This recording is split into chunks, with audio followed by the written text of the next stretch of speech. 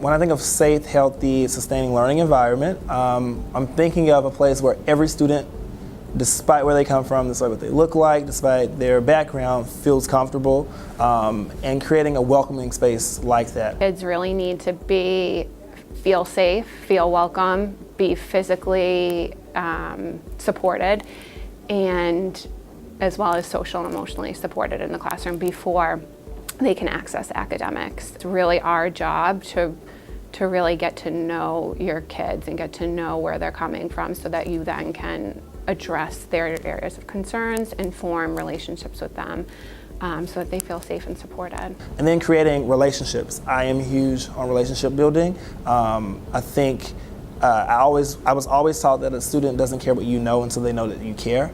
I consistently try to reflect on how well I know my students. I recently did an activity for training where I had to list and go through my roster and name like 2 facts about each of the students.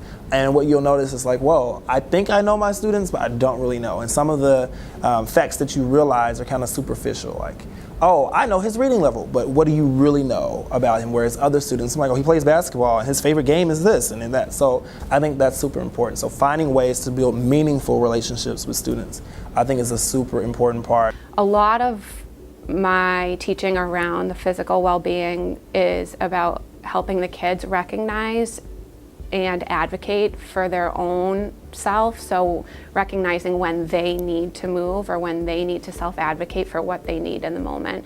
And when the learning environment is safe and supportive, they feel comfortable advocating for themselves, taking risks in the classroom. This is their classroom, and what can I do to assist their learning? And constantly wording to them that I learn from them just as much as they learn from me. Making learning enjoyable for students, or not even enjoyable, is just interesting. There has to be a connection between what they're doing and learning about in their own lives. We don't really ask students questions about what they feel and how they would like to see things happen in the classroom. We kind of prescribe things and expect them to go with it, but we don't do that in our own lives. We always want to give feedback and want things to adjust. So like, they are little humans. So like, why don't we treat them like the adults that they're going to be? I think it's important, and they have a voice. I ask feedback from students. So I'll like send a survey, like, what do you want to happen in the classroom? And give them options of assignments that they want to do. And I think having a voice allows them to participate more in the classroom and makes it more student focused. One thing that we did across our school actually this year is implement a school-wide wellness policy where kids have healthy choices for school celebrations, where we try to make the healthy choice the easy choice for kids. I really tried to implement movement into the classroom, a lot of movement breaks. Implementing movement into the curriculum really helps address the developmental needs of my students to move throughout the day.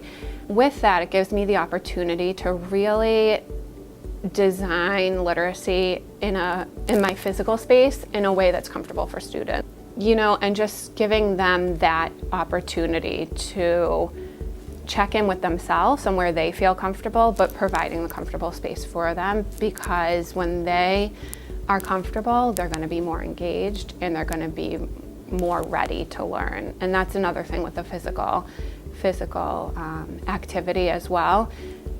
Their bodies are developing. They need the activity. They need the water, the snacks, the healthy foods to even be able to learn. By building relationships with students and having a culture that allows them to take these risks, closes the opportunity gap because they're putting in the work.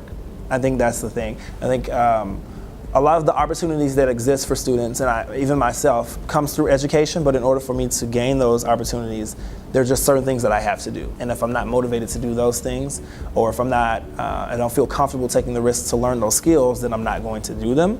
But if I have an environment where it's fine for me to say, I am not good at this yet, then that completely changes the focus. If we can help their physical well-being in the classroom and their social emotional well-being in the classroom, then it will lead to more equity in academics, because those are really the base for children to be ready to learn.